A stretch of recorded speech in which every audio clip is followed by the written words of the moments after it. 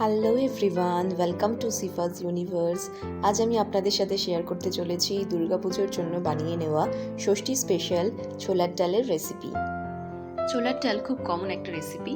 এটা আমরা রুটি, লুচি, পরোটা এই সব কিছুর সাথেই খেয়ে থাকি, তবে সব থেকে বেশি ভালো লাগে লুচি বা কচুরির সাথে খেতে। আমি এখানে 300 গ্রামের মতন ছোলার ডাল নিয়েছি। ছোলার ডালটাকে খুব ভালো করে ধুয়ে প্রায় 15 মিনিটের মতন আমি ভিজিয়ে রাখবো। 15 মিনিট পর এই ছোলার ডালটাকে আমি প্রেসার কুকারে নিয়ে নিলাম। এখন দিয়ে দিচ্ছি হাফ গ্লাসের মতন জল, স্বাদ অনুযায়ী নুন আর একটা চিড়ে রাখা কাঁচা লঙ্কা। এই সব কিছু দিয়ে প্রেসার কুকারে আমি 2টো হুইসেল দিয়ে নেব। ফাইনালি ছোলার ডালটা তৈরি করার জন্য একটা কড়াতে আমি নিয়ে নিচ্ছি 3 to 4 টেবিল স্পুনের মতন সর্ষের তেল। তেলটা ভালো করে গরম হয়ে গেলে ফোড়ন হিসাবে আমি দিয়ে দিচ্ছি 1 পিঞ্চের মতন গোটা জিরে, একটা তেজপাতা এবং একটা শুকনো লঙ্কা।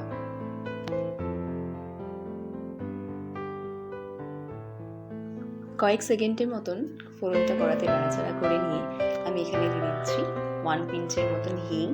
ছোলার ডালে হিং দেওয়াটা মাস্ট। হিং দেওয়ার কারণে ছোলার ডালে আলাদাই একটা টেস্ট এবং ফ্লেভার হয়।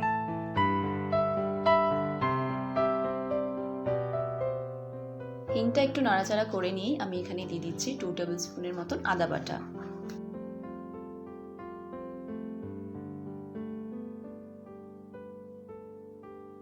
আদা বাটাটা একটু নাড়াচাড়া করে নিয়ে আমি এখানে দিয়ে দিচ্ছি 1/4 টেবিল স্পুনের মতন হলুদ গুঁড়ো আর 1 টেবিল স্পুনের মতন জিরে গুঁড়ো।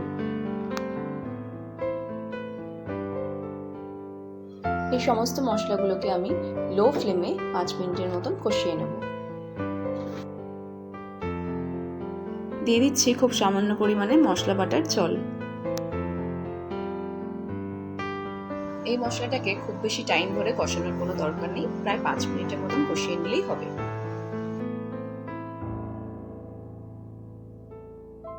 দিয়ে দিচ্ছি স্বাদ অনুযায়ী নুন।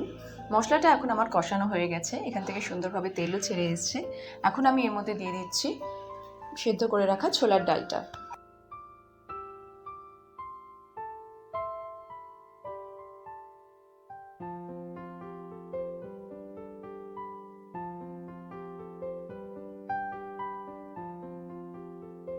সমস্ত ছোলার ডালটা আমার দেওয়া হয়ে গেছে। এখন আমি হাই ফ্লেমে 5 মিনিটের মতন ডালটা ফুটিয়ে নেব।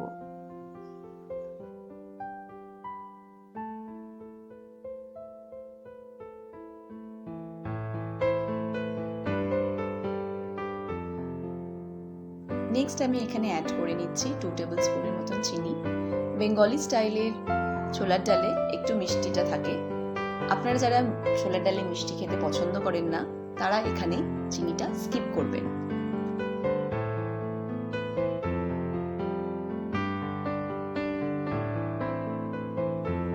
দিয়ে দিচ্ছি 1 টেবিল স্পুনের মতন ড্রাই রোস্ট করে রাখা ভাজা জিরের গুঁড়ো।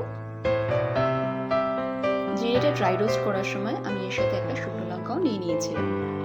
অ্যাট লাস্ট ফাইনাল ইনগ্রিডিয়েন্টস হিসেবে দিয়ে দিচ্ছি 2 টেবিল স্পুনের মতন ঘি।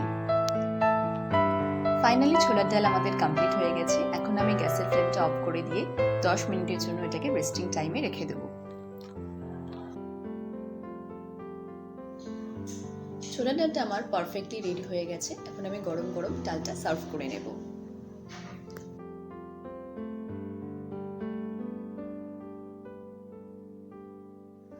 আমার এখানে ছোলার ডালের কনসিস্টেন্সিটা একদম পারফেক্ট হয়েছে। ছোলার ডাল খুব বেশি পাতলা ভালো লাগে না, একটু গাঢ় গাঢ়ই খেতে ভালো লাগে। এই ছোলার ডাল খেতে খুবই সুস্বাদু হয়। যে কোনো নিরামিষের দিনে লুচি কিংবা কচুরির সাথে যদি পাওয়া যায় এই ছোলার ডাল, তাহলে সত্যি খাবারটা জমে যায়। বন্ধুরা, আজকের মতো এখানেই শেষ করছি। দেখা হবে অন্য আরেকদিন অনেক রেসিপি নিয়ে। ভিডিওটা যদি তোমাদের ভালো লেগে থাকে তাহলে প্লিজ একটা লাইক, শেয়ার and সাবস্ক্রাইব করে দিও। And don't forget to spread love and happiness. Thank you.